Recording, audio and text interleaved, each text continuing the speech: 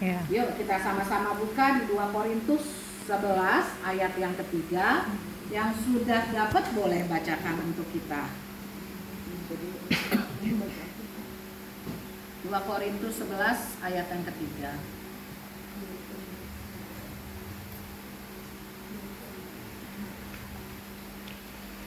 2 Korintus 3 ayat 11. 2 Korintus 11 ayat 3. Oh, 11.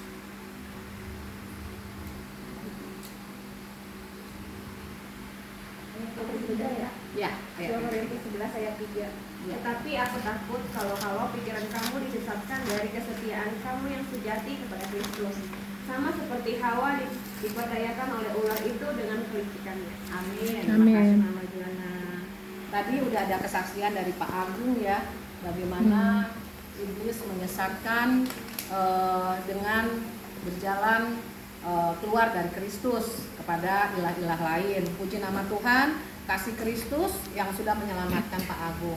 Bukan Pak Agung yang memilih Yesus, tapi Yesus yang memilih Bapak. Apapun keadaannya, apapun kondisinya, Yesus sanggup kembali merebut jiwa Pak Agung kembali kepada jalan Tuhan. Ya, puji nama Tuhan. Bagaimana kita lihat di sini di ayat yang ketiga tadi, bagaimana Hawa diperdaya iblis lewat perkataan tentang buah yang baik dan benar. Katanya iblis kan Tuhan melarang ya, kamu boleh makan, boleh mengelola tanah ini, tapi ada satu buah di tengah-tengah Taman Firdaus yang nggak boleh kamu makan, yaitu buah tentang yang baik dan yang benar. Tapi iblis mengocok Hawa melalui perkataan, "Gak apa, nanti kalau kamu ambil itu kamu tahu yang baik yang benar, jadi kamu tahu nih jalanmu harus kayak bagaimana," gitu kata iblis ya. Dan melalui perkataan itu akhirnya masuk ke dalam pikiran Hawa. Dan saat itu juga akhirnya Hawa jatuh ke dalam dosa, dan dosa itu sampai sekarang kita rasakan, yaitu dosa keturunan dari zaman manusia pertama gitu ya. Dan kita tahu bahwa upah dosa adalah maut gitu. Tetapi puji nama Tuhan, itu tidak berlaku untuk orang-orang yang ada di dalam Tuhan. Dosa adalah maut itu adalah untuk orang-orang di luar Tuhan gitu, yang tidak mengenal Tuhan. Kita diselamatkan bukan karena usaha kita, tapi karena kasih karunia Tuhan. Nah, ada 7 bagian yang diserang dan dilemahkan oleh iblis atas manusia melalui pikiran. Ya, melalui pikiran kita, yaitu yang pertama adalah melalui pikiran kita diserang adalah patah semangat. Ya, patah semangat itu kita gini nih. Kita diingatkan gitu tentang kesalahan di masa lalu. Kita bisa menyebutnya dengan istilah intimidasi. Ya, intimidasi pikiran kita, kegagalan yang melemahkan kita dan menjadi patah semangat. Teman-teman percayalah, patah semangat itu bukan berasal dari Tuhan. Itu adalah berasal dari si jahat. Contohnya misalnya, kadang ya kita dalam tekanan, dalam masalah, kita masuk dalam hadirat Tuhan. Ya, kita pengen surrender sama Tuhan. Kita ngadu sama Tuhan, Tuhan ini loh kondisi saya. Kadang-kadang saya sendiri juga mengalami itu gitu. Kadang-kadang kita ngalamin damai sejahtera ketika kita sedang dalam hadirat Tuhan. Kita ngalamin damai sejahtera, kita ceritain isi hati kita sama Tuhan, kesedihan kita. Tapi lalu tanpa kita sadari, kita terlena dengan mengasihani diri kita sendiri. Ya, kelihatannya rohani, kita ada di dalam Tuhan, benar. Ketika kita benar-benar surrender dan fokus kita sama Tuhan, kita ada dalam ruang lingkupnya Tuhan, gitu. Tetapi tanpa kita sadari, kadang-kadang kita keluar dari jalur itu, masih dalam saat teduh kita. Tiba-tiba kok kita ngerasa gini, aduh, iya ya, kok gue gini banget ya. Itu kan udah fokusnya udah berubah. Fokus kita sudah bukan lagi surrender sama Tuhan, tapi fokus kita sama kita. Iya nih, kok gue gini banget ya.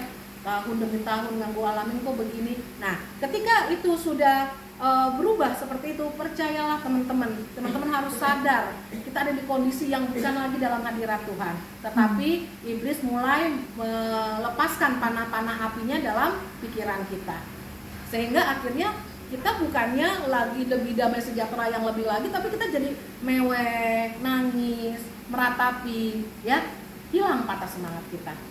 Kita jadi patah semangat, hilang semangat kita. kita jadi patah semangat, iya nih. Padahal ada dalam ranah saat teduh gitu.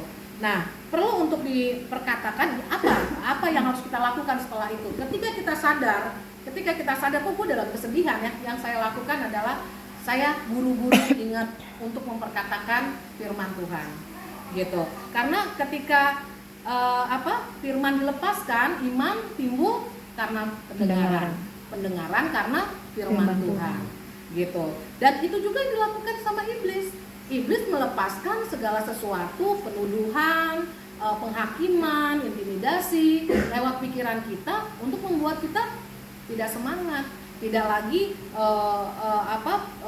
iman kita kuat di dalam Tuhan, seperti itu. Nah, teman-teman, mungkin Bapak Ibu pernah juga mengalami masa-masa berat gitu, masa-masa yang terberat. Saya sering curhat sama Kak Mirna, kami berbagi cerita tentang kehidupan gitu ya. Apa sih yang kamu lakukan gitu? Kalau dalam seperti itu saya mendeklarasikan firman Tuhan gitu. Karena keadaan, kondisi nggak memungkinkan. Mau caranya kayak gimana juga nih, kok gue gini aja ya gitu kan. Dan kadang-kadang nih terus tuh di kepala kita tuh berputar-putar. Iya nih, seperti Pak tadi Agung sedih ditinggal orang tua, nggak bisa mengembalikan kesedihan, mau meraung kayak apapun nggak bisa ibunya kembali gitu. Tetapi dalam kondisi seperti itu iblis curi. Kondisi yang seperti itu iblis curi, iblis rampas damai sejahteranya. Karena iblis datang hanya untuk mencuri, membunuh, dan membinasakan. Yang pertama dicuri adalah damai sejahtera kita. Ketika tidak ada damai sejahtera kita, itu dengan mudah iblis melanjutkan aksinya. Setelah damai sejahtera hilang, kita nggak ada punya semangat seperti Pak Agung. Lalu mungkin dulu Pak Agung juga komunitasnya kurang kuat gitu ya, yang untuk mendukung atau teman untuk sharing gitu. Lalu yang kedua adalah dia membunuh. Apa yang dibunuh? Kita belum sampai mati ya, belum sampai mati jasmani ya. Yang dibunuh adalah kreativitas kita jadi males, kita jadi jiwa kita merana gitu, itu yang dibunuh. Lalu setelah kondisi-kondisi seperti itu semua timbul di hati, sakit ya, sakit. Ada di dalam kekristenan dan dihubungkan dengan ilmu biologi gitu kan, ada enzim apa kalau kita kecewa yang keluar akan menyebabkan sakit apa, itu ada. Jadi kita bukan, firman Tuhan itu adalah firman yang hebat ya, itu tahu gitu. Terus kalau kita menyimpan kepahitan, itu akan memunculkan sakit apa gitu. Kalau kita menyimpan marah, akan ada enzim yang keluar dan membuat penyakit apa. Nah seperti itu. Lalu yang ketika kita sudah hilang damai sejahtera, kita dibunuh kreativitas kita, keinginan kita, dan timbullah penyakit. Lalu ujungnya adalah membinasakan, membuat kita hilang pengharapan dan mati secara jasmani. Mati pertama kita secara jasmani. Itu adalah target iblis di dalam kehidupan anak-anak Tuhan ya. Lalu jadi ketika kita tadi saya bilang, ketika kita sudah dalam kondisi seperti itu, buru-buru deklarasikan firman Tuhan. Bapak Ibu, saya pernah mengalami masa paling berat dalam hidup saya, mungkin itu adalah di titik nadir saya paling bawah sekitar tahun 2011. Jadi saya 12 tahun bekerja sekuler, lalu saya melahirkan anak kedua waktu itu, 1 tahun usianya waktu saya resign. Saya nggak pernah pengen cita-cita untuk resign, saya seorang pekerja gitu, saya senang bekerja gitu kan.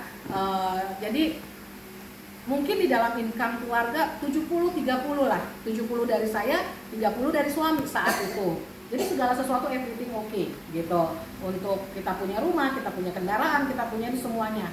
Jadi ada sesuatu hal yang memaksa saya harus resign gitu kan. Saya ada di posisi waktu itu HR and GA. Jadi banyak posisi itu yang pengen. Sementara saya orang baru, banyak orang-orang lama di situ yang pengen gitu kan. Jadi situasi-situasi seperti itu yang membuat akhirnya saya ya udah akhirnya resign, ditekan supaya resign gitu kan. Akhirnya saya, itu adalah tempat kerja saya yang terakhir. Jadi saya 10 tahun di kantor konsultan HR, dan yang kedua saya di konsultan IT sebagai HR gitu. Di kantor yang kedua cuma 2 tahun saya. Ya, tapi setelah itu saya tertekan, benar-benar tertekan, dan saat itu saya punya problem keuangan